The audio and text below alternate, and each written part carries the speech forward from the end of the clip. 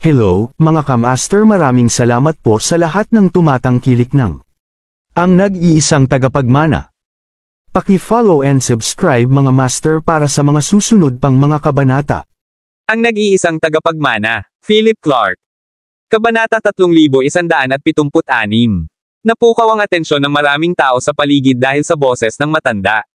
Nandito sila sa isang malaking grupo, at pinag-uusapan na ito ng lahat. Nang makita si Philip at ang iba pa na papunta sa test tower sa sandaling ito, gusto ng lahat na makita ang kasabikan at makita kung ano ang gagawin ni Philip at ng iba pa.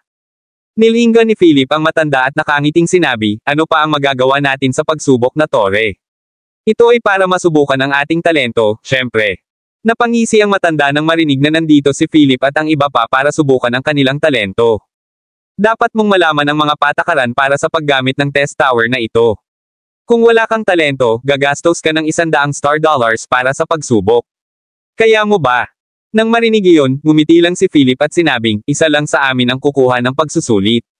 Bakit hindi natin ito kayang bayaran? Nang marinig ng matanda ang sinabi ni Philip, agad siyang napalingon. Ang pagsusulit ay hindi maaaring gawin sa isang tao lamang. Ang mga salita ng matanda ay napakatigas, hindi magalang. Ibinaba ni Leopard ang kanyang ulo at sinabing, Boss, bakit hindi natin ito kalimutan? Kung magbabalik ng negatibo ang resulta ng pagsusulit, hindi lang tayo gagastos ng pera, kundi mawawalan din tayo ng dignidad. Agad na sinipa ni Philip ang puwitan ni Leopard at sinabing, bakit ang inutil mo? Hindi ka ba naniniwala na may elemental talent ka? Nang marinig ang pag-uusap ni na Philip at Leopard, tumawa ang matanda. Anong sabi mo? Sinasabi mo bang may elemental talent si Leopard? Nagtaas ng kilay si Philip at sinabing, yes, he has elemental talent. Dinala ko siya dito para sa pagsusulit ngayon. Biglang inilagay ng matanda ang kanyang mga kamay sa kanyang likuran at nakangiting sinabi, noong dumating si Leopard para subukan ang kanyang talento noon, ako ang tumulong sa kanya. Siya ay walang iba kundi isang puting balat. Ang mga puting balat ay tumutukoy sa mga taong walang talento. Sa madaling salita, hindi lang walang elemental na talento si Leopard, kundi kulang pa sa talento sa pag-ensayo. Hinarap ni Philip ang matanda at sinabing, so what if you said he is a white husk? Sabi ko may fire elemental talent siya. Pagkarinig nito ay biglang gumalaw ang matanda at pumunta sa harapan ni Philip. Bakit hindi tayo tumaya? Tumaya tayo ng $2,000. Kung hindi siya white husk, mawawalan ako ng $2,000 sa'yo and vice versa. Ano sa tingin mo? Kinawayan ni Philip ang kanyang kamay nang marinig iyon. Bakit? Hindi ka ba maglakas loob? Mukhang inaasahan na ito ng matanda. Hindi sapat ang $2,000. Postahan kita ng $20,000. Nang marinig ang sinabi ni Philip, biglang nagbago ang ekspresyon ng matanda. Bakit? Hindi ka ba maglakas loob? Inulit ni Philip ang naunang tanong pabalik sa kanya ng matanda. Matigas na sinabi ng matanda, bakit hindi ako? Dahil handa kang mag-fork out ng pera, wala akong dahilan para tumanggi. Nang marinig iyon, sinipa ni Philip si Leopard sa saklaw ng test tower. Bagamat tinawag itong tore, ito ay talagang isang batong nakatanim na may iba't ibang hiyas na may maraming kulay na katumbas ng iba't ibang elemento. Magsimula na tayo. Tumingin si Philip sa matanda at sinabing, ang test tower na ito ay maaaring gamitin anumang oras, kaya naman ang mga tao ay nagbabantay doon. Ang dahilan ay upang pumili ng mga talento anumang oras upang makapasok sa mas mataas na antas ng espasyo.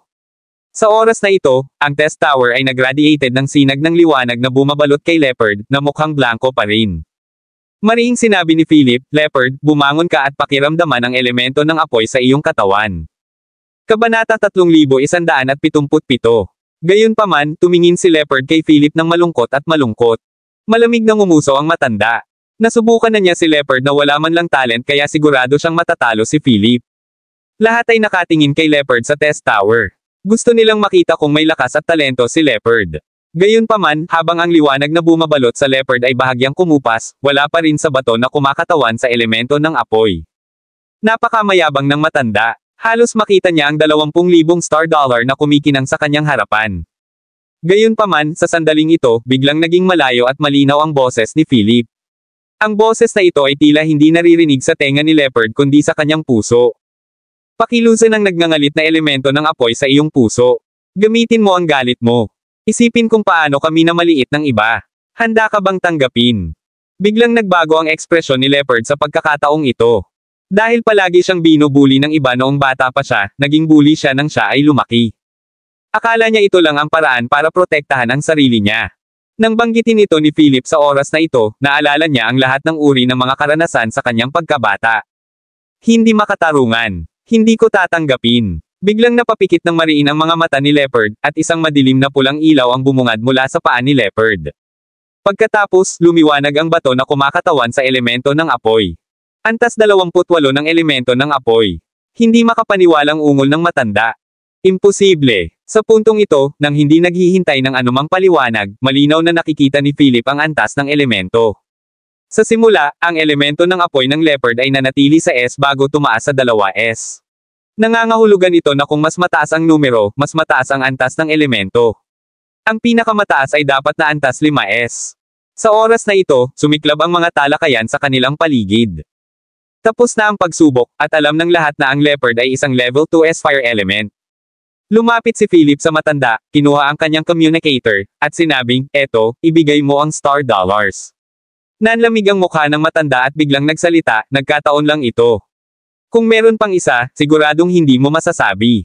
Nang marinig na ang matanda ay magbabayad ng utang, mahinang sinabi ni Philip, "Gusto mo bang tumaya ulit? Sa pagkakataong ito, 40,000 ang taya namin." Star dollars. Paano naman? Sinadya siya ni Philip. Gusto niyang mag-ilusyon ng matanda na kaya niyang ipanalo ang lahat sa isang shot. Ito ang kaisipan ng isang sugarol. Ginawa ito ni Philip para mas lalo siyang lumubog. "Okay, pumayag ako." Nang marinig ito, hinayla ni Philip si Leopard at inilipat ang 40,000 star dollars kay Leopard. Para maiwasan ang anumang dayaan, gusto ko itong elementalist ang maging referee. Wala ka namang objections, di ba? Hinarang ni Philip ang lahat ng daanan ng pagtakas mula sa matanda. Nang makita ito, ang matanda ay naggat ang kanyang mga ngipin at inabot kay Leopard ang 40,000 star dollars. Sa oras na ito, napanood ng lahat ang pagsusulit na ito ng may malaking interes. Gusto nilang makita kung masasabi ba talaga ng taong ito na kasama si Leopard kung may elemental na talento. Kabanata 3178. Biglang sinunggaban ng matanda ang isang napakahiyang mukhang bata sa tabi niya.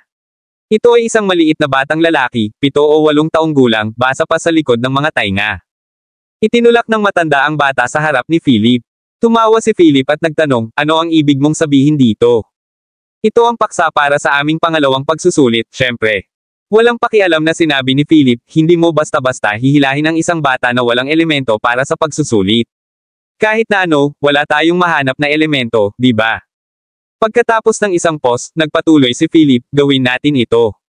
Kung mayroon mang nagsagawa ng pagsusulit sa ilalim ng ginoong ito dati, hayaan mo akong suriin kung may nakaligtaan. Makatarungan lang iyon." Nang marinig iyon, mabilis na nagtipon ang mga manunood na dumating para sa palabas. May gustong sabihin ang matanda ngunit ayaw niyang magdulot ng galit sa publiko. Kaya, malamig siyang ngumuso at sinabing, "Okay, titignan ko kung anong mga trick ang maaari mong gawin." Nang marinig iyon, ngumiti lang si Philip at nagsimulang maglakad sa mga taong ito isa-isa. Di nagtagal, natagpuan ni Philip ang isang batang babae na 15 o 16 sa karamihan. Siya ay medyo maganda, at ang kanyang pamilya ay kagalang-galang din sa ibabang palapag. Sa oras na ito, siya ay kabilang sa karamihan ng tao dahil lamang sa kuryosidad. Isang taon na ang nakalilipas, siya nga ay kumuha ng pagsusulit ngunit wala man lang nakitang elemento. Ngayong may pagkakataon na sa harapan niya, gusto pa rin niyang subukan. Tinapik siya ni Philip sa balikat ng 2 beses bago niya hinayla palabas at sinabing, "Shieldo." Nang makita ng matanda na si Arlene Shannon ang pinili ni Philip, napangisi siya. "Anak, siguradong matatalo ka sa pagkakataong ito. Si Arlene ay anak ng pamilya Shannon, ang puting balat sa lahat ng puting balat. Pinili mo talaga siya." Hindi natarante si Philip. Bamulong siya sa tenga ni Arlene, "Miss Shannon. Baka may gawin akong masama sa iyo mamaya, pero para sa ikabubuti mo ang lahat.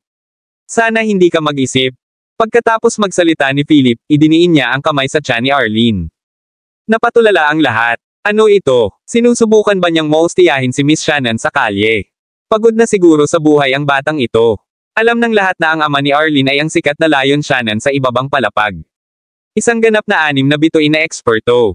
Tinukoy ng isang ganap na eksperto sa 6 na bituin ang isang tao na kayang abutin ang lakas ng 6 na bituin ng walang tulong ng anumang force multiplier. Siya ay higit pa o hindi gaanong isa sa pinakamalakas na kapangyarihang panlaban sa ibabang palapag. Namula si Arlene pero itinulak siya ni Philip sa test tower. Ano? Hindi man lang lumaban si Miss Arlene. May problema sa batang ito. Oo, hindi ba siya natatakot mamatay? Ito ay hindi kapanipaniwala para sa karamihan ng mga tao. Gayunpaman, nag-cross arms lang si Philip at tumingin kay Arlene na parang walang nangyari. Malamig na ngumuso ang matanda. Nang walang karagdagang ado, inactivate niya ang test tower. Gayunpaman, nagulat ang lahat nang magsimula ang pagsubok. Si Arlene, na kilalang kilala sa pagiging isang puting balat, ay sinindihan ang bato na kumakatawan sa elemento ng tubig. At saka, tulad ni Leopard, level 2S din siya. Sa pagkakataong ito, itinuring ng lahat si Philip bilang isang Diyos. Masasabi niya talaga kung may mga elemental na talento, at mas tumpak siya kaysa sa test tower. Sa oras na ito, nag-swipe si Philip ng 80,000 star dollars mula sa Leopard at umalis kasama niya. Kung may gusto akong i-check kung mayroon kang anumang elemento, dito ka ng 10 o'clock bukas ng umaga. Ang bawat session ay nagkakahalaga ng 50 star dollars. Habang nagsasalita si Philip, umalis siya sa ilalim ng escort ni Leopard at ng kanyang barkada. Kabanata 3179. Tinanong ni Leopard si Philip, "Boss, paano mo nagawang magkaroon ng elemento ng tubig si Arlene?" Kinatok ni Philip ang ulo ni Leopard at sinabing, "Nasa kanya na iyon.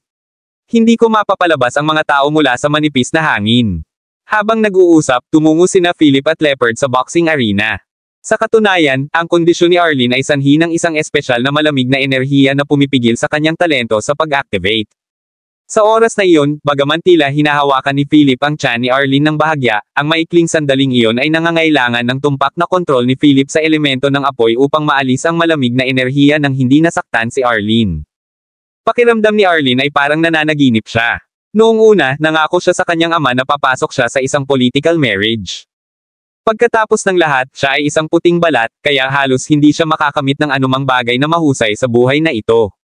Gayunpaman, ngayong level 2S water elemental talent na siya, kahit sa harap ng kanyang ama na si Lion Shannon, may karapatan siyang tumanggi na magpakasal. Pinagmasdan ni Arlene ang pag-alis ni Philip. Ni hindi niya alam ang pangalan ng lalaking iyon. Binigyan niya siya ng ibang buhay. Paano siya makapagpasalamat sa kanya? Habang iniisip ito ni Arlene, naglakad na siya pauwi. Para naman sa matanda, sobrang pangit ng ekspresyon niya sa mga oras na ito, hindi dahil sa nawala ang 60,000 star dollars, kundi dahil sa sinabi ni Philip sa dulo. Darating talaga siya sa test tower bukas ng alas 10 ng umaga para tingnan ang mga elemental na talento ng ibang tao sa kalahating presyo. Inaagaw nito ang kanyang negosyo. No way, kinailangan niyang i-report ang bagay na ito sa Pangulo ng walang atrasan. Kaagad, ikinulong ng matanda ang test tower at umalis. Sa oras na ito, tinuturuan ni Philip si Leopard. Leopard behaved bilang isang mabuting mag-aaral bilang siya ay tutored sa pamamagitan ng Philip. Ang kanyang mga kaibigan ay tumingin kay Philip ng may paghanga, at gusto pa nilang tumulong si Philip upang suriin kung mayroon din silang talento. "Leopard, hindi mo pa ako binibigyan ng star dollars para sa mechas." Tumingin si Philip kay Leopard. Napakamot ng ulo si Leopard at sinabing, "Boss, alam mo namang nasa bar ni Iris lahat ang mga mecha ko, kaya hindi ako makakalabas at makipag-away sa iba ngayon." Kaya, napakunot ang noo ni Philip nang marinig ang sinabi ni Leopard. Itigil ang paggawa nito sa hinaharap. Pati mga laruan na ganyan mecha, ibenta na lang. Walang kwenta naman. Nagbago ang ekspresyon ng mukha ni Leopard sa sinabi ni Philip. Biglang tumunog ang isang boses, akala ko ay isang big shot ang naglakas loob na hawakan si Keegan, ngunit ito ay isang punk lamang. Kabanata 3180. Lumingon si Philip at ang iba pa at nakita nila ang isang binata na naka-leather jacket. Nang makita ni Leopard ang taong ito, nagbago ng husto ang kanyang ekspresyon. "Carrie Rain, bakit ka nandito?" Nang marinig ang pangalang iyon at makita ang ekspresyon ni Leopard sa oras na ito, halos nahulaan ni Philip ang pagkakakilanlan ng taong ito. May taong mula sa Lower East area. Hindi tumingin si Philip kay Carrie ngunit tinanong niya si Leopard. Agad namang tumango si Leopard. Tumayo si Philip mula sa kanyang upuan at mahinang sinabi sa binata na nagngangalang Carrie Rain, "Narito ka ba para mag-higanti?" Kalmado ang mukha ni Philip na walang ekspresyon. Malamig na sumagot si Carrie at sinabing, "Natatakot ka ba?" Nang marinig iyon, tumawa lang si Philip at umiling. Hindi eksakto, ngunit sayang ang oras ko kapag may lumitaw pagkatapos kong matalo ang isa. Napangiwi si Carrie sa sinabi ni Philip. Hindi naman siya sineseryoso ng taong ito. O sa halip, hindi siya nakita ng kabilang partido bilang isang banta. 6 na sinag ng liwanag ang sumabog mula sa katawan ni Carrie, at nakatungo siya kay Philip ng may pag-uuyam. Sabi niya, "Mukhang malaki ang tiwala mo sa sarili mo." Pinaikit ni Philip ang mga mata at sinulyapan si Carrie. Ayon sa pamantayan ng lakas sa bagong mundong ito, itong si Carrie Rain sa harap niya ay dapat na isang 6-star talent powerhouse. Malamig na sumangot si Philip at tinanong si Leopard, "Leopard, lumabas ka at ikurdin mo ang isang lugar para sa akin. Gusto kong makipag-away sa lalaking ito." Tumango si Leopard at lumabas. Tumingin si Philip kay Carrie at sinabing, "Tara, labas tayo. Hindi maganda kung may masira tayo dito." Ngumuso si Carrie, "Okay, dahil gusto mong mamatay sa labas, pagbibigyan ko ang hiling mo." Pagkasabi nito, tumalikod siya at lumabas, at sumunod naman si Philip. Ang ilang mga balita ay napakabilis na kumalat sa mga tao, lalo na ang ilang mga kakaibang bagay, at ang mga balita tungkol kay Philip ay medyo kakaiba. Kaya't nang sumulpot si Philip sa kalye, nakaakit agad siya ng maraming manunood. Tumingin si Philip kay Carrie, na muling kuminang ng 6 na sinag ng liwanag, at sinabi kay Philip, "Papatayin kita dito ngayon." Gayunpaman, pagkatapos niyang magsalita, ang mga tao sa paligid ay sumabad at sinabi kay Carrie, "Sino ka? How dare you touch this mister? Hindi mo ba alam na siya ang ating human test tower dito?" Habang lumalakas ang daldalan, lalong nasasabik ang mga tao. Ang ilang mga tao ay nagsimulang maghagis ng mga bagay kay Carrie. Kahit na si Carrie ay isang 6-star practitioner, hindi niya kayang tiisin ang napakaraming bagay na ibinabato ng napakaraming tao laban sa kanya. Sa isang iglap, nakaramdam ng kaawa-awa si Carrie, at nagsalita lamang si Philip nang maramdaman niya na ang mga bagay-bagay ay may sapat na pag-unlad. Lahat, mangyaring tumigil. Nang marinig ang mga salita ni Philip, napatigil ang lahat sa kanilang ginagawa. Kabanata 3181. Sinabi ni Philip kay Carrie, "Wala akong hinanakit sa iyo ngunit patuloy mo akong inaasar, kaya wala akong pagpipilian kundi ang labanan ka ngayon. Ngayon, maging saksi ang lahat ng naririto. Kapag natalo ako, hindi ako pupunta sa East District para maghiganti, at ganoon din sa iyo, okay?" Sa oras na ito, puno ng galit si Carrie. Ngumuso siya at sinabing, "Okay, pero isa sa atin ang mamamatay ngayon." Habang nagsasalita, sinisingil ni Carrie si Philip. Gaya ng inaasahan sa isang 6-star practitioner, ang kanyang mga galaw ay lubhang agresibo, at ang kanyang lakas at bilis ay higit pa kay Keegan. Natigilan ang lahat sa tagpong ito. Walang inaasahan na si Carrie mula sa East District ay ganito kalakas. Para naman kay Philip, hindi lamang siya walang sinag ng liwanag, kundi nakatayo siya habang nasa likod ang mga kamay na para bang hinihintay na lapitan siya ni Carrie. Hindi naiwasang mabahala ang lahat para kay Philip. Wala bang kapare si Philip sa kanya? Halos sabay-sabay na umusbong ang tanong na ito sa isipan ng lahat. Gayunpaman, tila hindi natinag si Philip. Nang makarating kay Philip ang malakas na suntok ni Carrie, biglang naging malamig ang ekspresyon ni Philip. Isang malakas na fire elemental power ang sumabog mula sa katawan ni Philip. Nang hindi inaasahan ng lahat, bumangga ang suntok ni Philip sa kamao ni Carrie. Agad na sinunog ng matinding apoy ang mga damit sa katawan ni Carrie. Kasabay nito, isang matalim na tunog ng mga sirang buto ang narinig. Basag. Nawala ni Carrie ang lahat ng kakayahan sa pakikipaglaban sa isang suntok lang. Inilagay muli ni Philip ang kanyang mga kamay sa kanyang likuran, sinulyapan si Carrie, at sinabing, "Tandaan ang ating kasunduan." Sa sinabi nito, tumalikod si Philip at umalis sa boxing arena. Tumakas si Carrie na nakalaylay ang braso. Ang daming nagbubo kay Carrie. Ang katayuan ni Philip ay sumikat sa mga mata ng lahat. Lumapit din si Leopard at sinabi kay Philip, "Boss, ang galing mo talaga. Tinanggal mo talaga ang isang 6-star talent powerhouse sa isang galaw." Sinabi ni Philip nang hindi tumitingin kay Leopard, "Kung magsasanay ka ng husto, magagawa mo rin ito." Nang marinig iyon, agad na napatingin si Leopard kay Philip. "Boss, paano ako magsasanay?" Habang nagtataka si Leopard, napabuntong hininga si Philip at sinabing, "Gawin natin ito. Ikaw at ang iyong mga kaibigan ay maaaring magsimulang i-remodel ang lugar na ito ngayon. Magdaraos ako ng training cram school dito." Nagulat si Leopard sa sinabi ni Philip.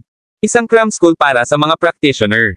Tumango si Philip. Saan man sila naroroon, para magkaroon ng mas magandang pagkakataong magsanay, kailangan munang magkaroon ng pera, na syempre ay tinutukoy bilang mga bituing dolyar dito. Nakipag-away si Philip kay Carrie sa kalye ngayon lang dahil gusto niyang i-promote ang sarili niya. Kasama ang pagsubok sa alas 10 bukas, ito ay upang i-promote din ang kanyang sarili.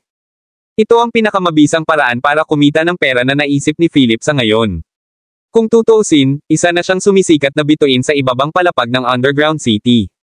Matapos ang pagtatatag ng cram school para sa mga practitioner, bilang karagdagan sa paggabay sa iba na magsanay, mas naiintindihan niya ang mundo, kabilang ang mga mapagkukunan ng pagsasanay at mga mapagkukunang teknolohiya. Ito ang kanyang kabisera para manirahan sa lupain sa kabilang baybayin. Sa pamamagitan nito, maaari siyang magpatuloy sa paghahanap ng mga pagkakataon. Gayunpaman, sa sandaling ito, ibang tao ang dumating. Gusto kong makita kung sino ang matapang na mangmolestya sa aking kasintahan sa kalye. Kabanata 3182. Nang marinig ang boses na ito, agad na tumingin si Philip sa direksyon ng pinto. Isang grupo ng mga tao ang sumusunod sa isang binata at nagmarcha papunta sa boxing arena. Na may masungit na tingin, inilibot niya ang tingin sa paligid ng boxing arena. Nagtaka si Philip kung saan nanggaling ang taong ito. Gayunpaman, ang mukha ni Leopard ay nagbago ng husto, pagkatapos ay alam ni Philip na dapat kilala ni Leopard ang taong ito. Kaagad, tinapik ni Philip si Leopard sa tabi niya at tinanong, kilala mo ba siya? Nang marinig ang tanong ni Philip, muling nagbago ang ekspresyon ng mukha ni Leopard. Ito ang young master firm ng Lower Floor Underground City, fiancé din ni Arlene Shannon.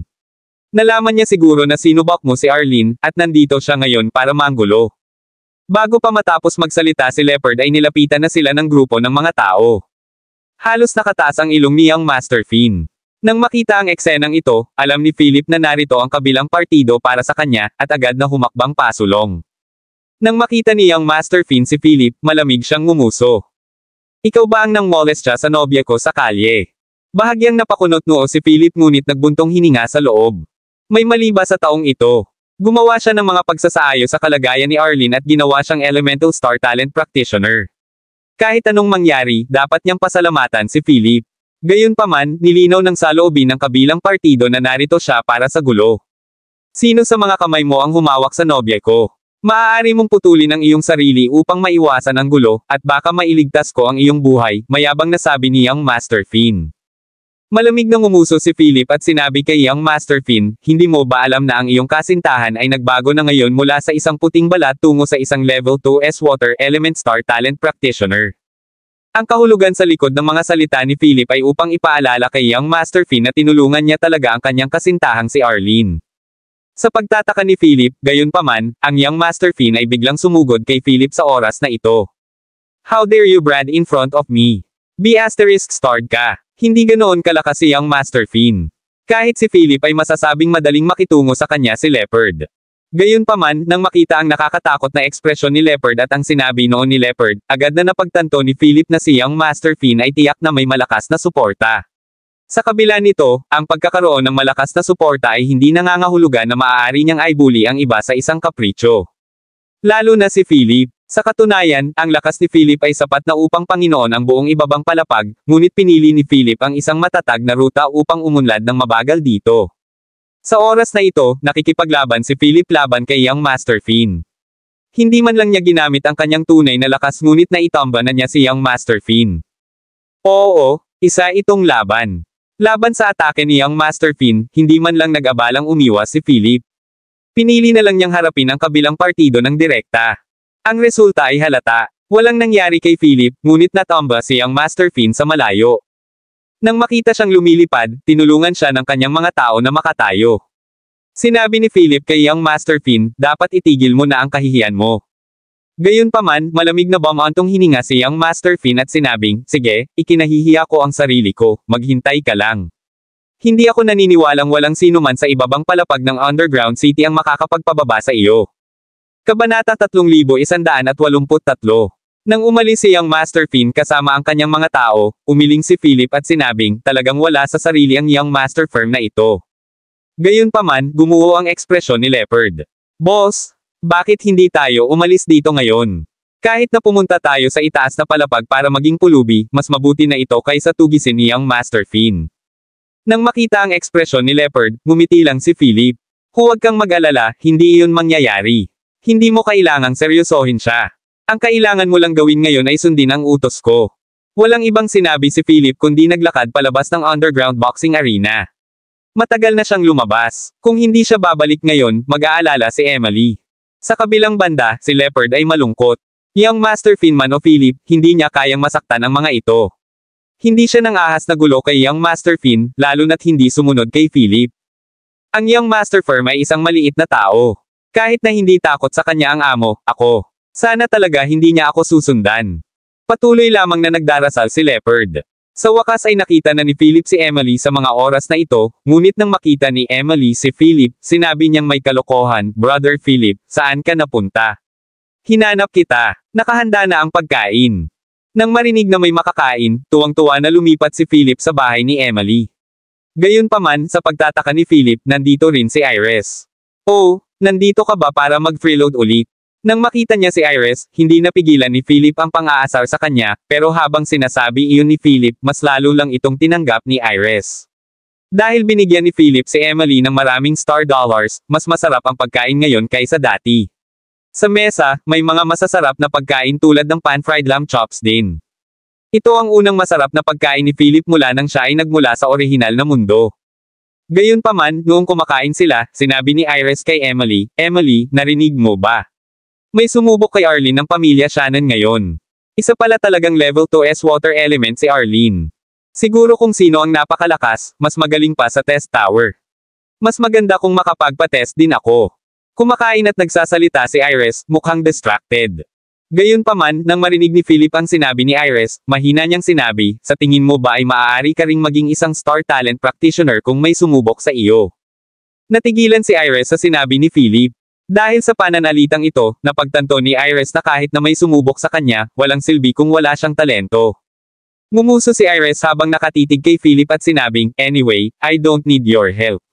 Bakit ka naaabala? Bahagyang ngumiti si Philip. Alam niyang hanggat lumilibot siya sa test tower, maaakit niya agad ang atensyon ng lahat.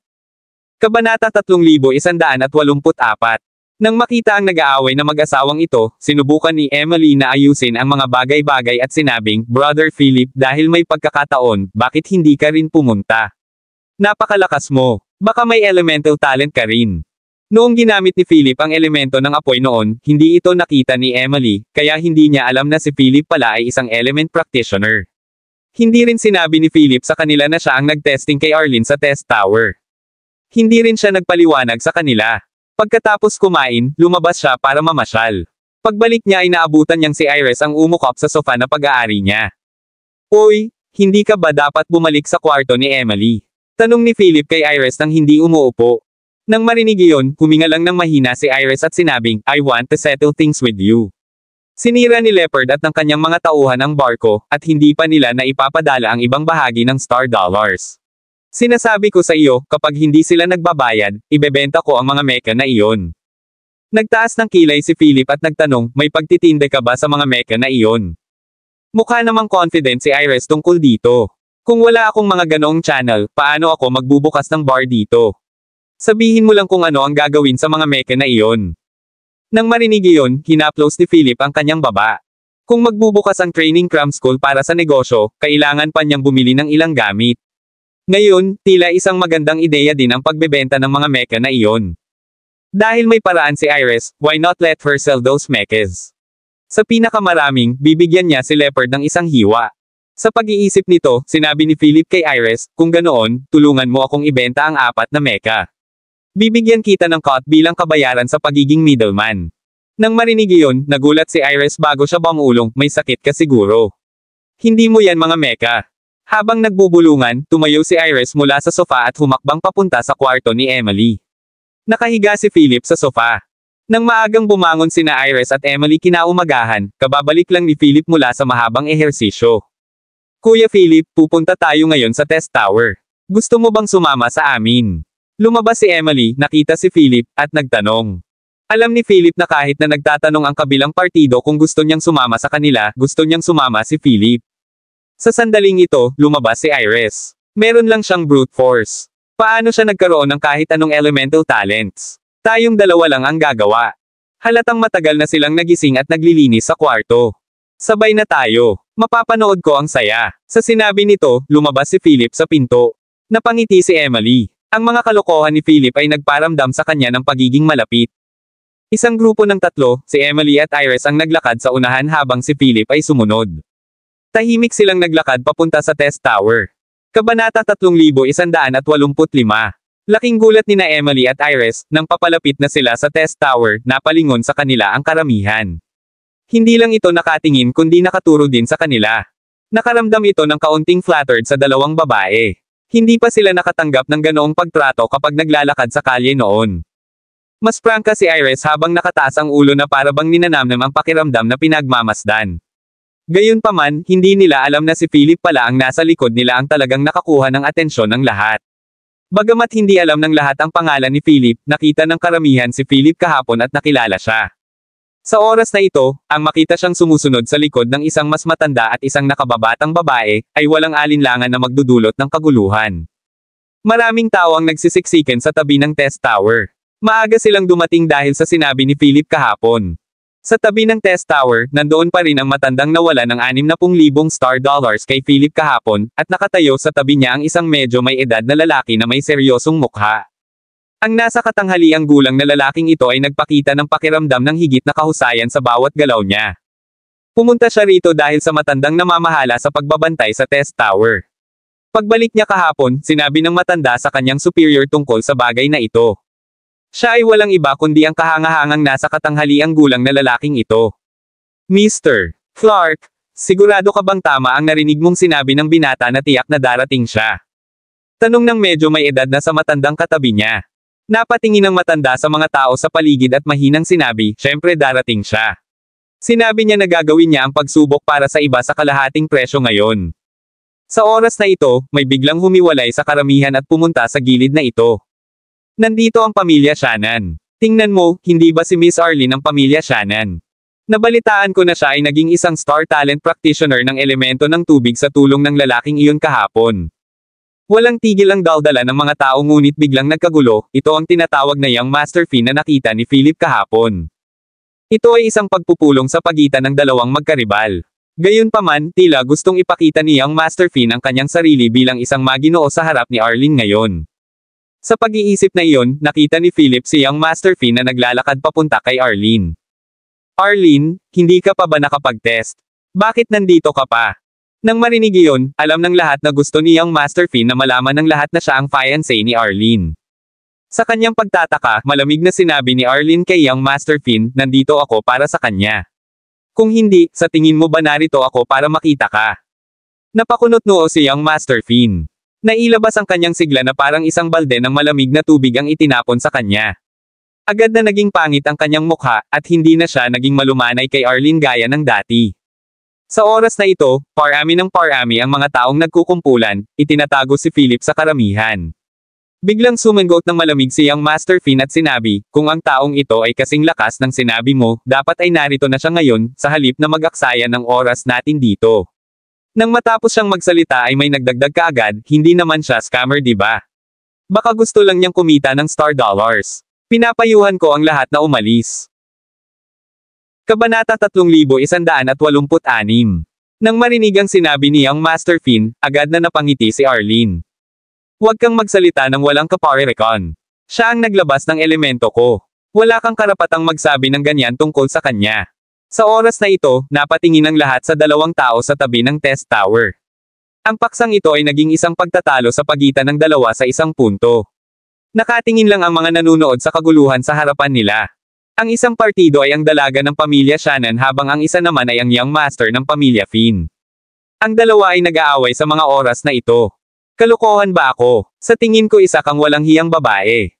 Bilang fiancé ko, hindi ka lang nahihiya na molestiyahin ng lalaking iyon sa kalye, kundi pinanindigan mo pa siya. Sa tingin ko isa ka lang cheap asterisk re. Ang mga salita ni Young Master Finn ay naging mas masakit. To tell you the truth, hinanap ko ang lalaking iyon kagabi, pero sobra ko pa rin siyang tinantya. Hindi ko akalain na isa siyang duwag na hindi man lang naglakas loob na lumabas ngayon. Ano? Agad na namutla si Arlene sa gulat at tinanong si Young Master Finn, ano ang ginawa mo sa kanya? Ngumiti si Young Master Finn at sinabing, ano sa palagay mo? Hahayaan ko ba siya? Sa sandaling ito, biglang sinabi ni Philip sa karamihan ng tao, mukhang nakalimutan mo ang sakit mula kahapon. Sa tabi niya, nagulat si Emily at Iris sa sinabi niya. Pagod ka na bang mabuhay? Bakit ka nagsasalita sa oras na ganito? Hinawakan ni Iris si Philip at sinubukang itago. Ngunit narinig na ni Young Master Finn ang boses ni Philip. Gayunpaman, hindi niya mahanap si Philip. Sa sandaling ito, naglakad si Philip sa espasyo sa gitna. Parehong gustong pigilan ni na Emily at Iris si Philip ngunit hindi ito nagtagumpay. Nakatingin lang sa kanya ang dalawa na nag-aalala. Nang makita ni Young Master Finn si Philip, ngumiti siya. Mabuti, sa wakas ay handa ka nang lumabas. Habang naglalakad si Philip papunta sa gitna ng mga tao, mahina niyang sinabi, kung hindi ako lalabas ngayon, natatakot akong matangay ako ng iyong mga kamay. Siyempre, ito ay panunuya, pang-uuyam kay Young Master Firm dahil sa pahiwatig na kinuha niya si Philip kahapon. Nang makita ni Arlene si Philip, bumungad sa kanyang mukha ang pagkagulat. Nandito ka na. Bahagyang tumango lang si Philip, hindi masyadong nagpakita ng sigla sa babaeng ito. Sabi ko, 10:00 kahapon. Ang sino mang nandito para sa pagsusulit ay maaaring pumila ngayon. Ngumiti si Philip sa mga tao sa paligid bago dahan-dahang sinabi. Sa oras na ito, napagtanto ni na Emily at Iris na ang taong nagdulot ng sensasyon sa ibabang palapag ng underground city ay walang iba kundi si Philip. Gayunpaman, sa oras na ito, maliwanag na hindi papayag si Young Master Finn na magbukas si Philip para sa negosyo. Sandali, lumapit si Young Master Finn kay Philip at nakangiting sinabi, sa tingin mo nasaan ito? Gusto mo bang subukan ang mga tao dito? Nagsalita si Young Master Finn sa isang bossy na tono. Kabanata 3187. Nang marinig iyon, ikinaway ni Philip ang kanyang kamay, na nagpapahiwatig kay Young Master Finn na lalapit sa kanya. Gayunpaman, habang papalapit si Young Master Finn, ang kanyang ulo ay hinawakan ni Philip. Sa biglang puwersa sa kamay ni Philip, idiniin niya ang ulo ni Young Master Finn sa lupa. Ang ulo ni Young Master Finn ay bumagsak sa sahig at nagbunga ng mayanhing tunog. Sino ka sa palagay mo para sandutin ang ilong mo sa negosyo ko? Niluwagan ni Philip ang kanyang hawak, pinalakpakan ang kanyang mga kamay, at nakangiting sinabi sa mga tao, may iba pa bang gustong manggulo rito? Gayunpaman, bago siya matapos magsalita, ang mga taong dinala ni Young Master Finn ay sumugod kay Philip. Malinaw, walang paraan upang tapusin ito ng walang away ngayon. Kahit na kailangan niyang harapin ang maraming mga kaaway, handa si Philip. Gayunpaman, sa sandaling ito, ang kahangahangang nasa katanghaliang gulang na lalaki at ang matandang lalaki na nagbabantay sa test tower ay nakatayo na sa harap ni Philip. Tumigil nga kayong lahat. Utos ng medyo may edad na at pinatigil ang lahat sa kanilang ginagawa. Masasabi ni Philip sa isang sulyap na ang taong ito ay hindi pangkaraniwang. Nang makita ng mga tauhan ni Young Master Finn ang nasa katanghaliang gulang na lalaking ito sa oras na ito, hindi rin sila ng ahas na sumaway. Pinaikit ng nasa katanghaliang lalaki si Philip at nagtanong, ikaw ba ang nakakakita ng elemental na talento ng hindi gumagamit ng test tower? Tumango si Philip at sinabing, ako yan. Tumawa ang nasa katanghaliang gulang na lalaki. Hahaha, maaari mo bang ipakita sa akin kung paano mo ito ginawa? Pinitik ni Philip ang kanyang mga daliri at sinabing, pagkatapos ay hayaan ang unang tao na tumabi sa akin. Sa pagkakataong ito, lahat ay sumugod kay Philip. Gayunpaman, nasa sahig pa rin si Young Master Finn, ngunit hindi pa siya tinulungan ng mga tao ng pamilyang Finn na makatayo. Matapos matapakan ng mga tao, sa wakas ay naalala ng mga tao ng pamilyang Finn na nasa sahig pa rin ang kanilang Young Master. Habang sumugod ang lahat kay Philip, sinabi niya, ang bawat pagsubok ay nagkakahalaga ng 50 star dollars, at huwag mo akong itulak. Kahit na sa presyong iyon, maaaring kumita ng kaunting kapalaran si Philip sa dami ng tao sa paligid. Sa oras na iyon, maaari siyang pumunta sa gitnang palapag at simulan ang kanyang pagsisiyasat tungkol sa multi-do herb. Si Philip ay napakabilis, at natapos ang pagsusuri sa loob lamang ng ilang minuto. Gayunpaman, natuklasan ni Philip sa oras na ito na walang maraming tao na may elemental na talento dito. Si Leopard at Arlene ay tila mga espesyal na kaso na nagpapahintulot kay Philip na samantalahin ang pagkakataon. Tulad ng para sa mga ordinaryong tao, karamihan sa kanila ay mukhang bigo. Bagamat ginastos nila ang pera, hindi nila nakuha ang mga resulta na gusto nila. Sa wakas, nang dumating ang isang bata, ipinatong ni Philip ang kanyang kamay sa kanyang katawan, at isang sinag ng liwanag ang bumungad sa kanyang mga mata. Hindi napansin ni Philip na ang Young Master Finn ay kinaladkad ng kanyang mga tao sa oras na ito. Bukod dito, binalak nilang bumalik sa bahay ng pamilyang Finn para sa mga reinforcements bago bumalik para manggulo kay Philip. Walang pakialam si Philip sa kanila. Lahat ng atensyon niya ay nasa anak. Lumakad ang nasa katanghaliang gulang na lalaki sa oras na ito. Hindi mo na kailangang subukan ang batang ito. Kukunin ko siya at tututukan ko siya sa pagsasanay. Hinawakan ni Philip ang kabilang kamay ng bata sa pagkakataong ito. Anong ibig mong sabihin? Tanong ni Philip na nakakunot ang noo. Bahagyang tumawa ang nasa katanghaliang gulang at sinabing, ibig sabihin may utang ako sa iyo. Nahanap mo akong magaling na apprentice. Kabanata 3188. Kahit na ito ay isang pabor, dapat kong malaman kung sino ang may utang sa akin ng pabor na ito. Pagkatapos itanong ni Philip ang tanong na ito, ang matandang lalaki na nagbabantay sa test tower ay nagsabi kay Philip, mapangahas, ikaw. Pero bago pa man siya matapos magsalita ay pinigilan siya ng medyo may edad na. Mr. Clark, huwag mo nang sabihin. Nilingan ng nasa katanghaliang gulang na lalaki si Philip at nakangiting sinabi, itago mo ang card na ito. Ano man ang mga problemang nararanasan mo sa underground city na ito, gamit ang card na ito, mapapanatili kitang ligtas. Kinuha ni Philip ang card na dark gold na may naka-emboss na itim na mecha. Sinulyapan ng card na nakakunot ang noo, si Philip ay medyo nalilito, na walang ideya kung ano iyon. Sa tabi ni Philip, bulalas ni Iris nang makita ang dark golden card at lumapit sa kanya. Philip, itabi mo ang card na ito dali. Sabi niya na may excitement sa mukha. Ngumiti kay Philip ang nasa katanghaliang gulang na lalaki at sinabing, mukhang nakikilala ng kaibigan mo ang card na ito. Kung oo, hayaan mo siyang magsabi sa iyo. Matapos magsalita ang nasa katanghaliang gulang na lalaki, nilingan niya ang maliit na bata at sinabing, tara na. Dadalhin kita para subukang mabuti ang iyong elemental talent. Sa paligid ng matandang lalaki na nagbabantay sa test tower, walang sino man ang nag-alinlangan sa pagkakakilanlan ng nasa katanghaliang gulang na ito ngunit sa halip ay puno ng kuryosidad. Susunod, sa ilalim ng maingat na mga mata ni na Emily at Iris, sinimulan ni Philip ang pagsubok sa mga taong nais ang pagsusulit para sa tig $50 dollars. Dahil sa nasa katanghaliang gulang na lalaki mula noon, ang matanda sa test tower. Pumikit sa kinikilos ni Philip. Ang pagsusulit ay tumagal hanggang hapon. Habang dumarami ang mga tao, sinabi ni Felipe sa mga taong nakapaligid sa kanya, ang pagsubok ay magtatapos dito ngayon. Yung hindi nagpa-test ngayon, maaga pa bukas. Agad namang umalis si Philip kasama ang iba.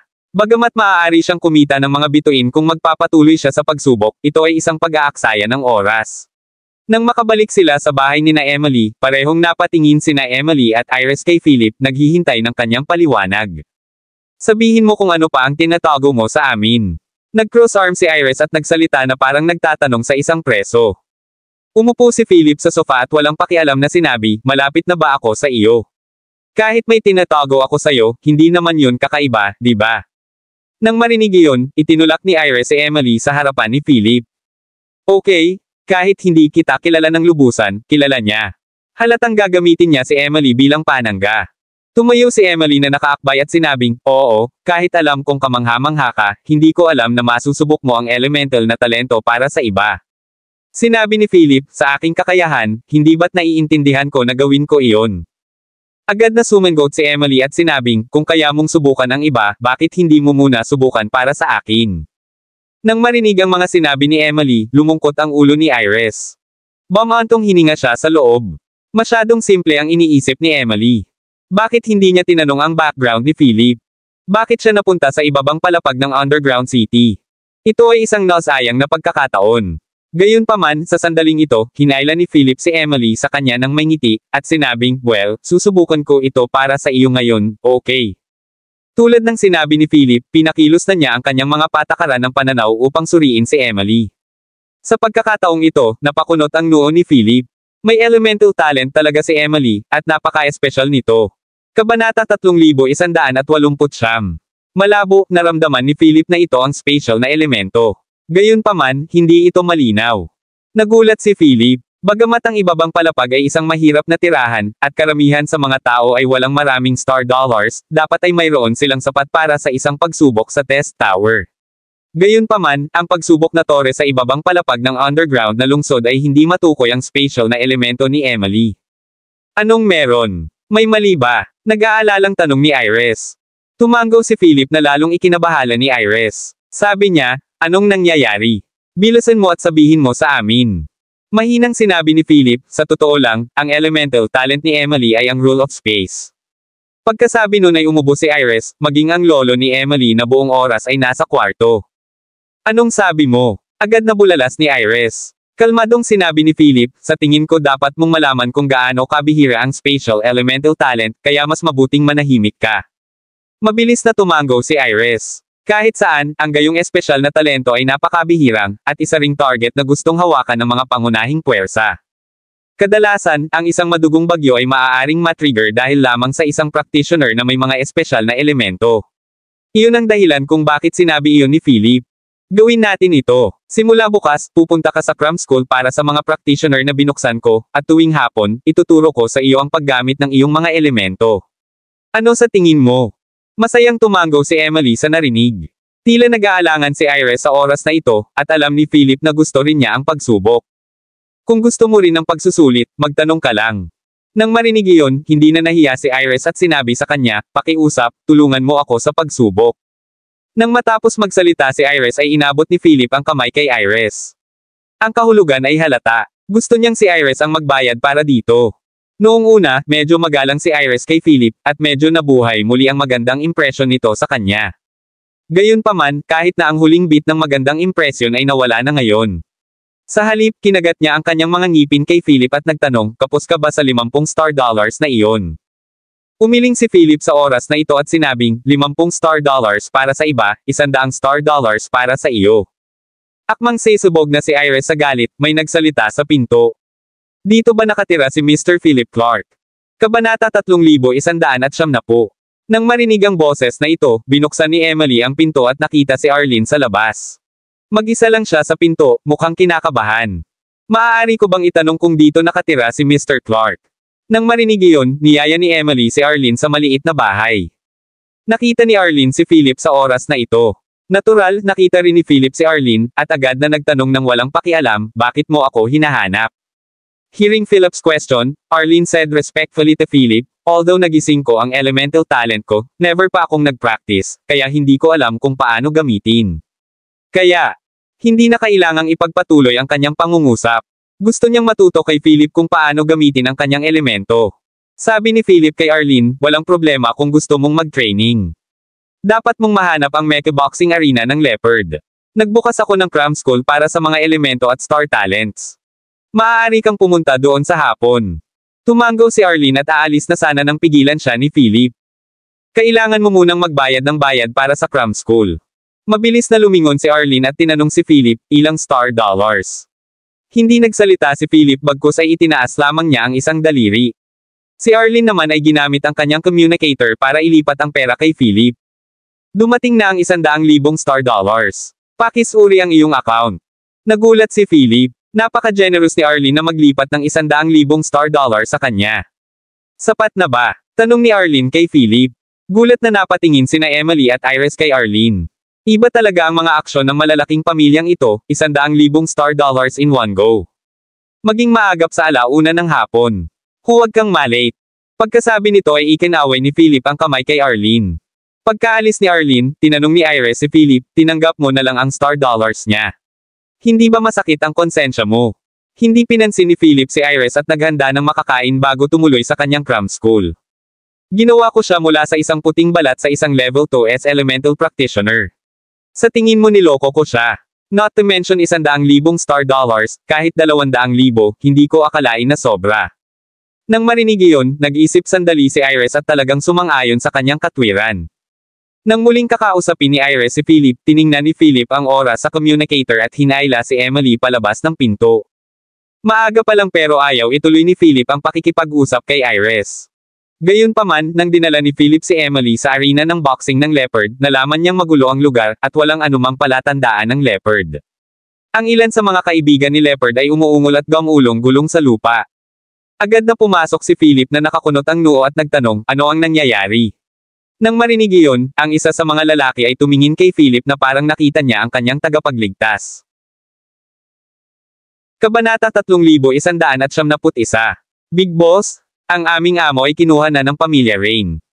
Sabi nila kung gusto mong mabuhay si Leopard, kailangan mong pumunta sa Mecha Boxing Arena ng Rain family ngayon. Natahimik sandali si Philip bago niya sinabi kay Emily na nasa tabi niya, wait here. Kailangan kong pumunta.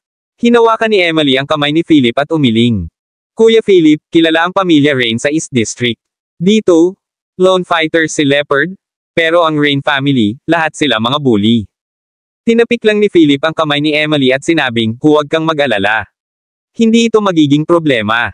Bagamat sinabi lamang ni Emily na ang mga miyembro ng pamilya Rain ay mga bully, kung ang isang simpleng batang babae ay maaaring maglarawan sa kanila na gayon, ito ay nagpakita lamang kay Philip kung sino ang eksaktong pamilya ng Rain. Si Philip ay hindi pamilyar sa mga kalye dito, ngunit pagkatapos magtanong sa paligid, hindi nagtagal ay natagpuan niya ang Mecha Boxing Arena ng pamilya Rain. Ang sukat ng lugar na ito ay sadyang hindi maihahambing sa kay Leopard. Pagkapasok niya sa pinto ay nakita niya ang isang hilera ng mga mecha na maayos na nakalagay sa gilid, at napansin din ni Philip na maraming tao ang nakatayo sa pintuan. Sa oras na ito, ibinitin si Leopard sa isang mecha at itinuring na parang sandbag. Dahan-dahang naglakad si Philip papunta sa mecha boxing arena. May lumapit kaagad sa harapan ni Philip at nagtanong, "Sino ka? May permiso ka bang pumasok?" Alam ni Philip na malamang nakilala siya ng kabilang partido ngunit sinadya niyang takutin si Philip. Sa isang sulyap sa kanilang dalawa, biglang sumulpot si Philip at sinampal sa mukha ang isa sa kanila. Bumagsak sa lupa ang katatapos lang magsalita at hindi na makabangon pagkatapos ng suntok. Pagkatapos ay ibinaling ni Philip ang atensyon sa kausap. Agad na napaatras ang lalaki sa takot, at pinababa ni Philip si Leopard. Malinaw, bago dumating si Philip, si Leopard ay binugbog ng napakalakas na hindi man lang niya maimulat ang kanyang mga mata ngayon. Nang makita ang eksenang ito, mahinang nagtanong si Philip, "Kilala mo ba ako?" Nang marinig iyon, pinilit ni Leopard na idilat ang kanyang mga mata at binigyan si Philip ng ekspresyon na mas pangit kaysa sa pag-iyak. "Boss, nandito ka para iligtas ako." Nang nag-uusap ang dalawa, maraming tao ang lumabas ng arena. Ang pinuno ay isang lalaking mukhang may edad na. "Ikaw ba ang may gawa niyan kay Carrie?" Tanong ng lalaki kay Philip. Sinulyapan siya ni Philip at sinabing, "Oo, pero kung hindi niya ako ginugulo noong una, hindi ko rin gagawin iyon sa kanya." "Okay, sure enough. May lakas ka ng loob." Sumenyas siya sa mga tao sa paligid niya, at nilapitan nila si Philip. Tungkol naman sa pangako niya kanina, hindi naman ito sineryoso ni Philip. Sa mga taong ito, ang mga pangako ay sinadya upang sirain. Gayunpaman, hindi inaasahan ni Philip na mabilis silang kumilos. "Kung sasabihin mo sa iyong mga tao na umatras ngayon, kukunin ko na walang nangyari ngayon. Huwag mo akong pakialaman, at hindi rin kita guguluhin." Nang marinig ang sinabi ni Philip, natawa ang lalaki. "Mag-isa ka dito. Anong karapatan mong guluhin ako at sabihin sa akin kung ano ang gagawin?" Gayunpaman, bago siya matapos magsalita, itinabi ni Philip si Leopard bago siya tumalikod at naglakad patungo sa lalaki. "Dahil sinabi mo iyon, hayaan mong ipakita ko sa iyo kung ano ang kaya ko." Sa sinabi nito, sumabog ang apoy mula sa katawan ni Philip. Kabanata 3172. Habang kikilos na sana si Philip, may biglang lumapit. Maraming tao ang nakasunod sa kanyang likuran. "Tumigil ka." Sabay-sabay na napatingin ang mga tao sa Rain Family Boxing Arena sa lalaking mukhang mabangis. Napalingon din si Philip sa lalaki. "Ako ang kapitan ng mga bantay ng pamilya Shannon. Ito ang aking badge." Sabi ng kapitan sa mga tao ng Rain family at naglabas ng badge. Lumapit sa kanya ang pinuno ng pamilyang Rain at nagtanong, ano ang nagdadala sa pamilya Shannon dito? Hinaplos niya ang kanyang bigot habang kinakausap ang kapitan ng pamilya Shannon. Itinuro ng kapitan ng pamilya Shannon si Philip at sinabing, nakatulong ang taong ito sa aking kabataang miss, kaya iniisip ko kung makakalimutan mo ang bagay na ito ngayon. Nang marinig iyon, agad nang umiti ang lalaking may bigot. Dahil sinabi iyon ng kapitan, hahayaan natin silang pumunta sa account ng kapitan. Gayunpaman, bago niya natapos ang kanyang mga salita, napangisi si Philip. "Pumunta. Pinalo mo ang lalaki ko at kalimutan ko na lang." Alam ni Philip na ang tinaguri ang kapitan ng pamilya Shannon ay walang pakialam kay Philip. Nandito siya hindi para tumulong kundi para gantihan ang pabor. "Huwag mong tanggihan ang makakabuti sa iyo. Kung hindi dahil sa pagmamakaawa sa akin ng batang miss ko, hindi ako pupunta dito para iligtas ka." Mayabang na wika ng kapitan at tumingin kay Philip na parang isang mongrel.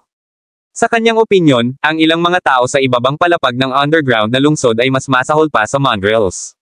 "Kailan ko sinabing gusto ko ang tulong mo? Masyadong mataas ang tingin mo sa sarili mo. Panipi." Pagkasabi nito ay muling nagliyab ang apoy na kumawala sa katawan ni Philip. Nilinggan ni Philip ang mga miyembro ng pamilya Rain at sinabing, sabihin mo sa akin kung sino ang nagsimula nito ngayon lang. Ang lalaki mula sa pamilya Rain ay nagulat sa sandaling ito. Hindi niya inaasahan na magkakaroon ng ganoong lakas si Philip, ngunit sa oras na ito, nagsimula na ang pag-atake ni Philip. Ang nagninangas na apoy ay nagpainit sa hangin sa paligid ni Philip. Mabilis na kumilos si Philip, hinawakan ang buhok ng isang tao mula sa pamilya Rain, at sinuntok ang lalaki sa mukha. Sa isang iglap, nasunog ang buhok at kilay ng lalaki hanggang sa malutong. Ang mga buto sa kanyang mukha ay nabasag ng kamao ni Philip at ang kanyang mukha ay deformed. Noong una ay walang plano si Philip na saktan ang sinuman, ngunit paulit-ulit siyang pinukaw ng pamilya Rain, kaya kinailangan ni Philip na bigyan ng babala ang lahat na huwag nang guluhin pa siya. Kung hindi, maaaring hindi maging matagumpay ang kanyang cram school business. Ang mga sumusunod ay sariling aksyon ni Philip. Ang lakas ni Philip ay nalampasan ng maraming tao sa pamilya Rain. Kaagad, nakahilata sa sahig ang mga kapamilya ni Rain. Nilinggan ni Philip ang pinuno ng pamilya Rain at sinabing, matagal ko nang sinabi sa iyo na huwag mo akong pakialaman. Hindi ba sinabi sa iyo ni Carrie? Hinawakan ni Philip ang ulo ng lalaki at pinaluhod siya sa tiyan. Mabilis na nag-react ang pinuno ng pamilya Rain at hinarang ng kanyang mga kamay ang pag-atake ni Philip. Gayunpaman, hindi huminto si Philip ngunit paulit-ulit na ginamit ang kanyang mga tuhod sa paghampas sa mga braso ng lalaki. Nang huminto si Philip, nabali ang mga braso ng lalaki, ngunit kung hindi niya ginamit ang kanyang mga braso sa pagharang ay nabali ang kanyang tadyang. Sa huling pagkakataon sinasabi ko sa iyo, huwag mo na akong guluhin ulit. Sa susunod, hindi na matatapos ng ganito. Sa sinabi nito, umalis si Philip kasama si Leopard. Kabanata 3173. Nang madaanan nila ang kapitan mula sa pamilya Shannon, malamig nang umuso si Philip.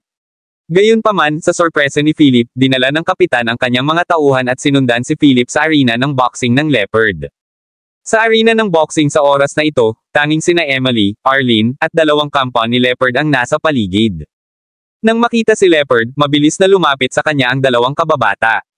Lumapit sina Emily at Arlene kay Philip, at tinanong ni Arlene, kamusta ka na? Nasaktan ka ba? Napailing na lang si Philip nang walang sabi-sabi. Sa oras na ito, lumapit ang kapitan at sinabi kay Felipe, ipahayag mo ang iyong kalagayan. Ano ang gusto mong itigil ang panggugulo sa aking binata?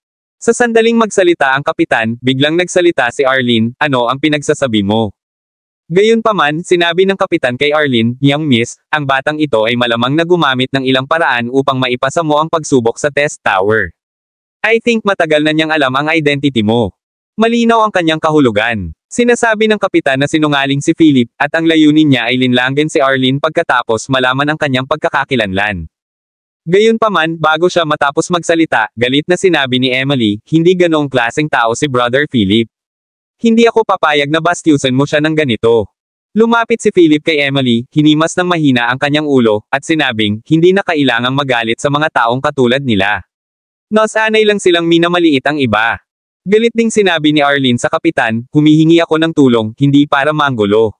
Nakalimutan mo na ba ang iyong istasyon? Nanginginig sa galit si Arlene. Sa sandaling ito, minisyon ng kapitan si Philip at sinabing, bagaman hindi ko alam kung ano ang ginawa mo sa aking batang binibini, sana ay aminin mo na kaagad na sinungaling ka. Sa ganoong paraan, mas mababa ang paghihirap mo. Nang marinig iyon, tiningnan ni Philip ang kapitan na may kasamang pang-iinis. Kung gusto mong lumipat, huwag maghanap ng maraming dahilan. Malamig na tinitigan ni Philip ang kapitan habang nakangiti ang huli kay Philip. Sa tingin mo ba ay kahanga-hanga ka dahil lamang sa kaya mong harapin ang mga hamak na iyon mula sa pamilya Rain? Nang mag-aaway na sila ni Philip, pumwesto si Arlene sa pagitan nila at sinabing, Kapitan, babalik ako sa iyo, ngunit dapat mong aipangako na makikita ko ang aking ama. Ngumiti ang kapitan at tumango, syempre, pangako. Nang matapos siyang magsalita ay sinaman niya ng tingin si Philip bago umalis kasama si Arlene at ang mga tauhan nito. Napakaswerte mo. Kung hindi pumayag ang batang miss ko na umalis sa huli, pinagsisisihan na kitang isinilang sa mundong ito. Nang marinig iyon ay nginisyan din siya ni Philip. May pagkakataon ka pa para pagsisihan ko. Habang nagsasalita si Philip, hinawakan niya ang braso ng kapitan, at nagliyab ang apoy mula sa kamay ni Philip. Kabanata 3174. Nagbago ang ekspresyon ng kapitan sa ginawa ni Philip. Hindi niya inaasahan na gagawa ng hakbang si Philip sa oras na ito, ngunit agad na nakaalerto ang kapitan. Ang kapitan shook kanyang braso off at rush sa Philip. Sa isang iglap, ilang beses na nagsalpukan ang dalawang kamao. Napuno ng muffled bangs ang hangin, ngunit walang nakapansin na ang kamay na ginamit ng kapitan sa pagsuntok kay Philip noong una ay medyo malata na ngayon. Tama na. Sabi ko babalik ako sayo. Sumugod si Arlene at sinigawan ang kapitan. Sa wakas, huminto si Philip at ang kapitan. Sa susunod, makakalaban tayo sa arena. Ang kapitan glowered sa Philip at gumawa ng isang last galaw sa kanyang leeg bilang isang pagbabanta. Ngumuso si Philip at sinabing, ipinapayo ko sa iyo na suriin mo ang iyong mga braso bago magbanta sa iba kung ayaw mong maging lumpo sa natitirang bahagi ng iyong buhay. Nang marinig iyon, bahagyang nagbago ang ekspresyon ng kapitan. Nang matapos magsalita si Philip ay napagtanto niyang hindi man lang niya maikuyam ang kanyang kamao sa brasong hinawakan ni Philip kanina. Maghintay ka lang. Sa wakas, umalis na si Arlene sa kanila. Gayunpaman, bago umalis, yumuko si Arlene kay Philip at sinabing, ikinalulungkot ko ang nangyari ngayon, ngunit kapag naayos na ang lahat, muli akong pupunta sa iyo. Ngumiti lang si Philip nang walang salita. Pagkaalis nila, umakyat si Philip sa Leopard. Bagamat walang sinabi si Leopard, alam niyang pumunta si Philip sa pamilya Rain para iligtas siya. Medyo natuwa siya nang makita niya ulit si Philip. "Boss, ako." Sinabi ni Philip, "Alagaan ang iyong mga pinsala. Tuturuan kita kung paano gamitin ang kapangyarihan ng mga elemento mamaya." Nang marinig iyon, masiglang tumango si Leopard. Pagkatapos ay sinabi ni Philip kay Emily, "Emily, dahil espesyal ang iyong talento sa elemental, hayaan mo akong magturo sa iyo ng ilang simpleng paraan para makita ang iyong special na elemento." Tumango si Emily at sinubukan ang paraan na itinuro sa kanya ni Philip para maramdaman ang mga elemento ng espasyo sa paligid. Sa sandaling ito, isang mensahe ang dumating mula sa tagapagbalita. Nagbip din ang communicator ng lahat.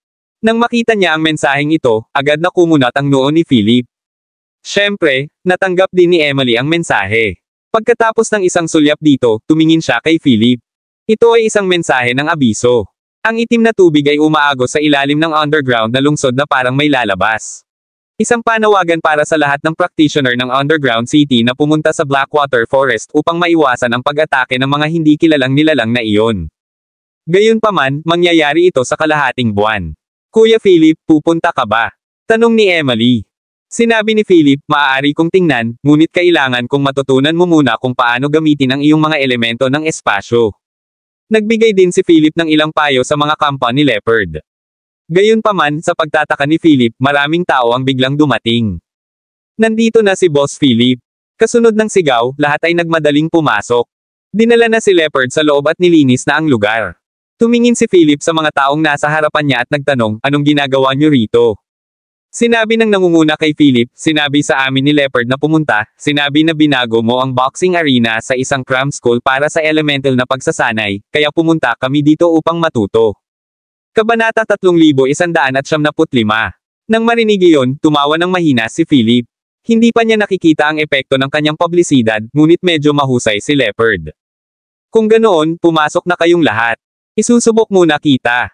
Pagkatapos nito, naghanda si Philip na subukan ang mga taong ito, ngunit ang kanyang isip ay hindi ganap na nakatuon sa bagay na ito.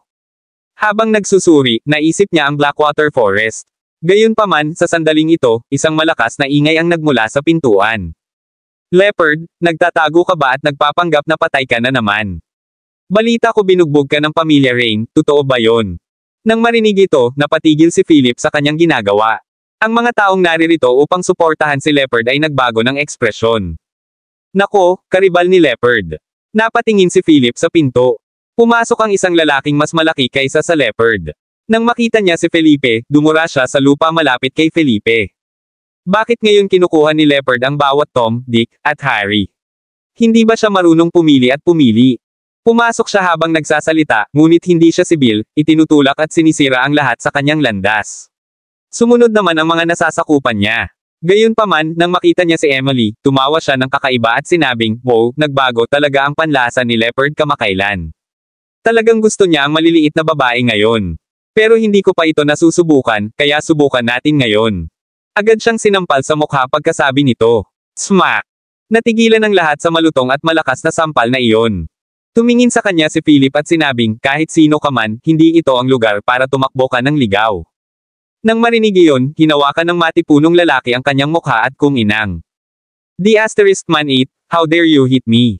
Ay bash mo siya. Sa kanyang utos, ang kanyang mga tao ay sumugod sa gilid na ito habang ang mga kampa ni Leopard ay sumugod din. Sinunggaban ng matipunong lalaki si Philip. Gayunpaman, bago niya mahuli si Philip, hinawakan ni Philip ang kanyang kamay at inihagis ang matipunong lalaki sa sahig. Pagkatapos, tinadyakan ng husto ni Philip ang talim ng balikat ng matipunong lalaki. Basag. Sa isang basag sa tenga, na-dislocate ni Philip ang kanyang talim sa balikat. Napasigaw ang matipunong lalaki sa sobrang sakit. Sinubukan ng matipunong lalaki na suportahan ang kanyang katawan gamit ang isang kamay ngunit malamig na sumengot si Philip. Sa isa pang brutal na sipa, tinapakan ni Philip ang kabilang balikat ng kabilang partido. "Anak, ang lakas ng loob mo." May gustong sabihin ng matipunong lalaki, ngunit malamig na ngumuso si Philip at sinabing, "How dare I what?" Kabanata 3196. Ang mga kampa ni Leopard ay nasakop ng kabilang partido sa oras na ito. Sumigaw ang mga kampa ng matipunong lalaki, "Bitawan mo ang aming boss Teddy o mamamatay kayong lahat dito ngayon." Binitawan ni Philip ang matipunong lalaki na nagngangalang Teddy. Ngumuso siya at hinugot ang isang mahabang bahagi sa meke sa tabi niya. Nang makita iyon, susugod na sana ang mga compound ni Teddy sa tabi ni Teddy, ngunit nakatayo sa tabi niya si Philip. Idiniin ni Philip ang mahabang meke part sa katawan ni Teddy sa pagkakataong ito. Anong ginagawa mo? Kapag may nangyari sa amo natin, mamamatay lahat ng nandito. Nang marinig ito, natahimik ang lahat ng nagyayabang na nanunood. Nandito sila para panoorin ang saya at walang gaanong kinalaman sa leopard, kaya pinili nilang huwag makisali sa oras na ito. Sinabi ni Philip sa mga compound ni Teddy, gawin natin ito. Isa sa mga parte ng katawan ni Teddy kapalit ng isa sa mga kaibigan ni Leopard. Pumayag ka ba? Nakangiting sabi ni Philip sa mga taong iyon. Anong ibig mong sabihin? Tanong ng isa sa mga compound ni Teddy. Pinulot ni Philip ang mahabang parte ng mecha at walang awang dinurok ang isang daliri ni Teddy. Arg! Isang malungkot na sigaw. Nawala ang isang daliri ni Teddy ng ganoon lang.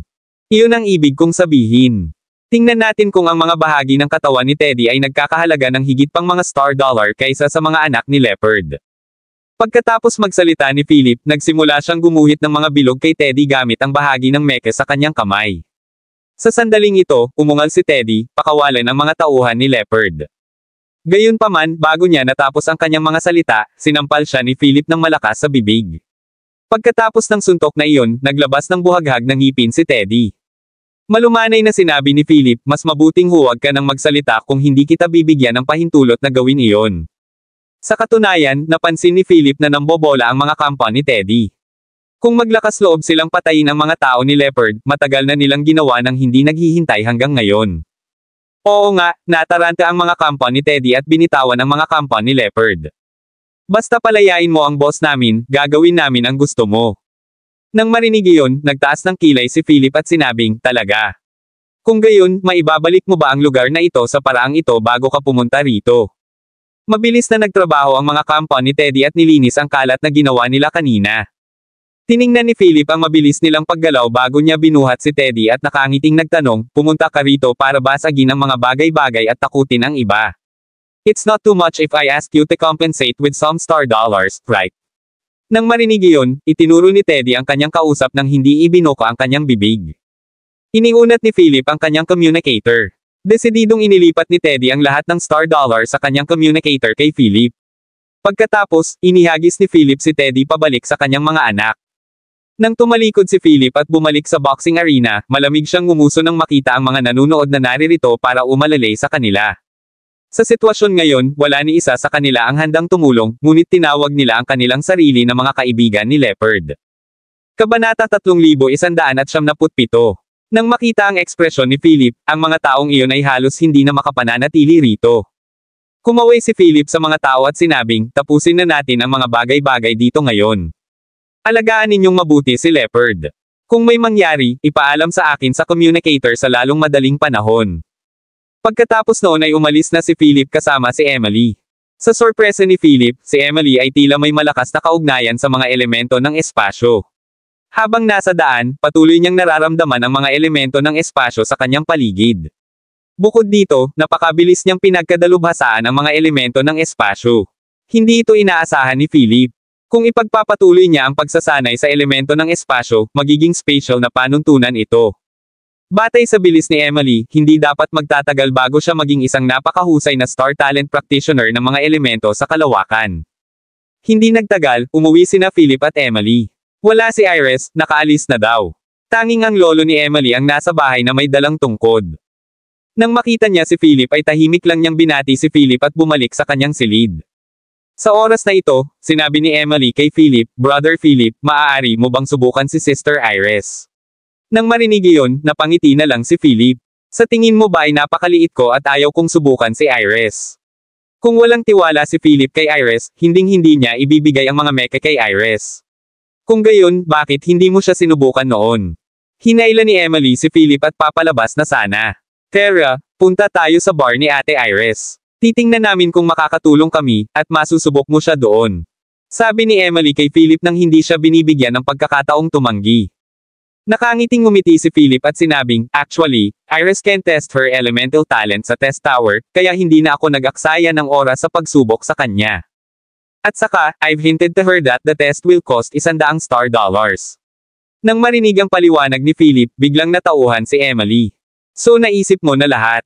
Kuya Philip, kontrabida ka talaga. Natatawang sabi ni Emily kay Philip. Habang nagkukwentuhan, nakarating sila sa bar ni Iris, pero ang daming tao sa labas ng bar ng ganitong oras. Nakakunot ang noo ni Philip habang naglalakad. Sa pamamagitan ng karapatan, ang bar na ito ay dapat na nasa ilalim ng pagsasaayos sa oras na ito. Kahit anong tingin niya ngayon, may taong sadyang nagtatangkang magsimula ng gulo ngayon. Paglapit ni Philip, nakita niya si Iris na may hawak na baril sa harap ng mga meka, nakaharap sa grupo ng mga lalaki. Kung may manggahas na hawakan ang mga meka na ito ngayon, lalabanan kita hanggang sa dulo. Tinutukan ni Iris ng baril ang mga tao sa paligid at sinabing.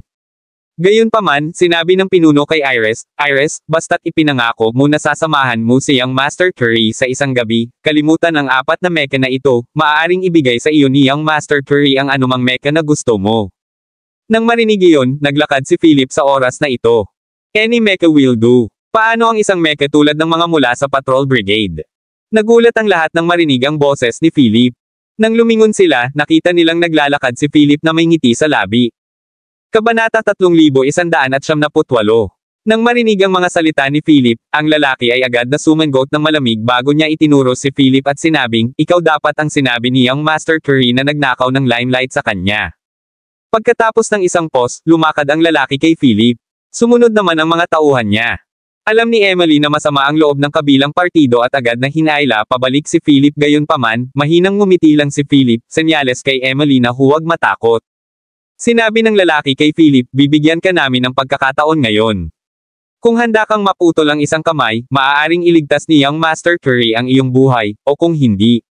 Sabi ni Philip, o ano. Biglang lumingon ang lalaki sa mga meke sa pintuan ng bar ni Iris na nakatayo si Iris sa harap ng mga meke na iyon. Ipakita mo ang iyong lakas kay Miss Iris at sa walang alam na brat na ito. Nang matapos siyang magsalita, isang lalaki ang tumalon mula sa kanyang likuran at lumapag sa tabi ng meke sa likod ni Iris.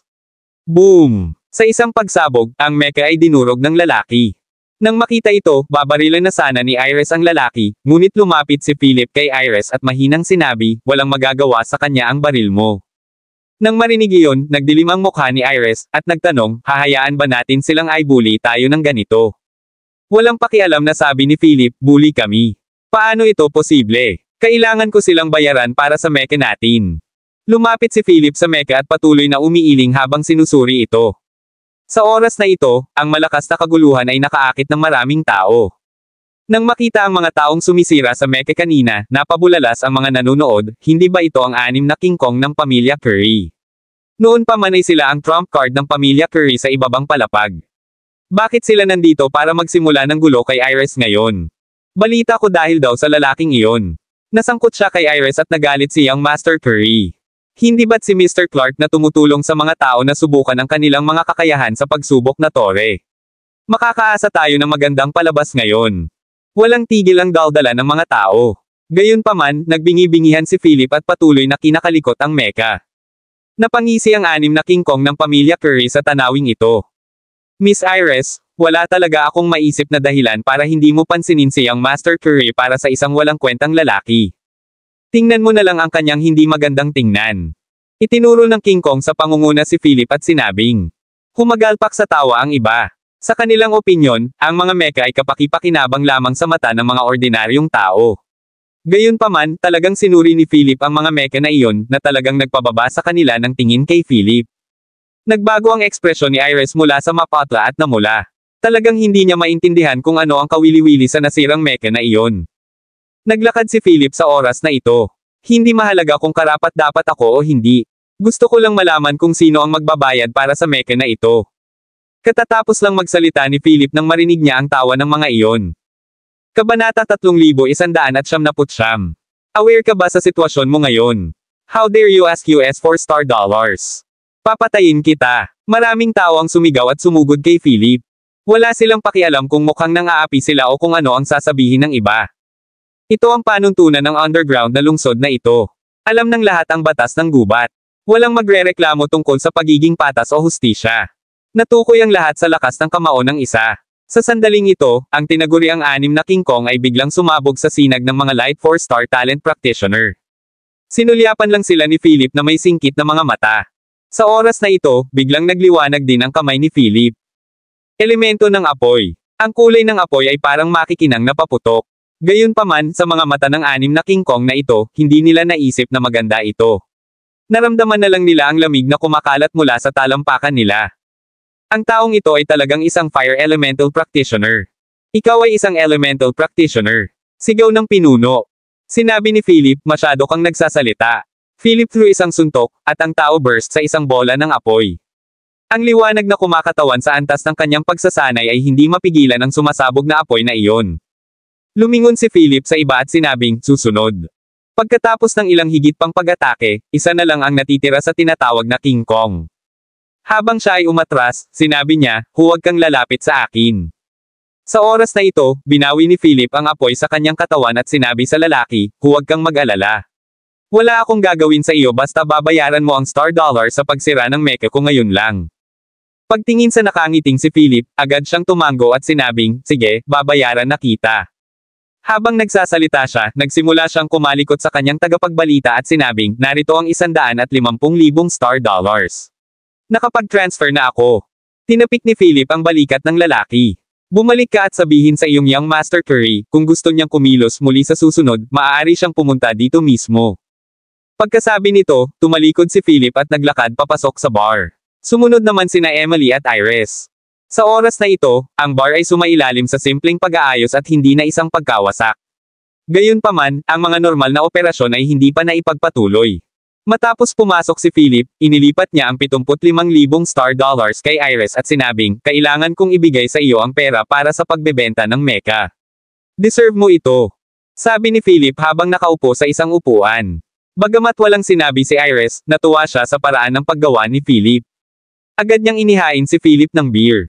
Nang makita ang eksenang ito, bahagyang tumawa si Emily at may ibinulong kay Iris.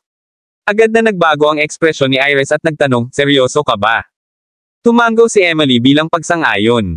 Lumingon si Iris kay Philip at sinabing, sinabi mo ba kay Emily na basta pupunta ako sa test tower ngayon, masusubok ko ang aking talento sa elementarya. Humigop ng beer si Philip at nakangiting sinabi, syempre, pwede ka nang kumuha ng pagsusulit. Kung hindi ka level 2 Wood Elemental Talent, babayaran kita ng isa pang bar. Ito ang natuklasan ni Philip sa pamamagitan ng kanyang mga tuntunin ng pananaw. Pagkarinig nito, tuwang-tuwa agad si Iris, masayang hinawakan ang mukha ni Philip, at hinalikan sa pisngi. Kabanata 3200. Siguro ay sobrang nasasabik si Iris na malaman na nagising niya ang kanyang elemental talent. Halos hindi niya mapigilan ang kanyang emosyon ngunit tulala si Philip. Hindi niya inaasahan na gagawin ni Iris ang ganoong bagay sa kanyang pananabik at agad na nakaramdam ng hiya si Philip. Gayunpaman, sabi ni Iris, huwag mo itong i-overthink. Sobrang saya ko lang. Habang nagsasalita ay hinalikan din ni Iris si Emily sa pisngi. Ininom ni Philip ang kanyang beer sa isang lagok, at sinabi ng hindi lumilingon, lalabas ako para mamasyal. Nang makita iyon, nagkatinginan sina Iris at Emily sabay ngiti. Si Philip ay nakakuha ng isang tiyak na reputasyon sa ibabang palapag ng underground na lungsod ngayon. Lalo na matapos talunin ni Philip ang 6 na King Kong ng pamilya Curry at pagkatapos ng insidenteng kinasangkutan nina Arlene Shannon at Young Master Finn, kumalat ang katanyagan ni Philip sa ibabang palapag. Gayunpaman, ito ay lamang ang mas mababang palapag ng underground lungsod pagkatapos ng lahat. Upang makahanap ng mas mahusay na gamot at mas mahusay na mga mapagkukunan ng pagsasanay, dapat pumunta si Philip sa itaas na palapag. Ang buong lungsod sa ilalim ng lupa ay talagang isang bilangguan para sa mga tao sa ibabang palapag. Ang layunin ni Philip ay pumunta sa mas mataas na palapag o kahit sa itaas ng lupa. Mula sa paglalarawan ni Emily, alam ni Philip na hindi lamang matatamasa ng mga star talent practitioner ang mas mahusay na mga mapagkukunan sa itaas na palapag, kundi pati na rin ang akses sa mga minahan ng mineral. Habang iniisip ito ni Philip, biglang huminto sa kanyang harapan ang isang magnetic flying aircraft. Nang tumangala si Philip, napagtanto niyang hindi ito isa kundi 4 o 5 sasakyang panghimpapawid. Nagkataon lang na nabangga kita dito. May bumaba at malamig na sabi. Napagtanto ni Philip na ang taong ito ang huling nakilala nila ni Emily. Kumunat ang noo ni Philip. Alam niya na ang mga taong ito ay kay Pen. Kahit na si Philip ay may isang tiyak na reputasyon sa ibabang palapag ng underground city ngayon, siya ay may sama ng loob laban kay Pen sa unang lugar, kaya hindi niya nais na mag-imbite ng higit pang gulo. Kaya naman, walang sinabi si Philip kundi naghanda na para umalis. Bang! Isang putok ng baril. Tumayo si Philip. Kahit na ang baril ay nagdulot ng limitadong pinsala sa mga taong tulad nila, ito ay isang banta at isang provocation. Anong gusto mo? Tanong ni Philip. Ang taong nasugatan ni Philip noon ay nginisyan si Philip at sinabing, wala lang, gusto lang kitang bash at ilabas ang galit ko. Pagkasabi nito, sumugod ang kanyang mga tagasunod.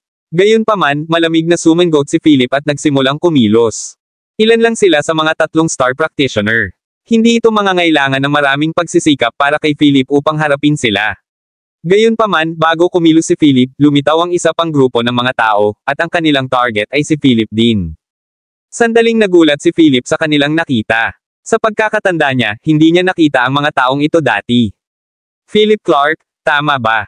Nabalitaan ko na medyo sikat ka sa lower floor kamakailan, pero dahil ginulo mo ang pamilyang Finn, wala ka talagang lalim.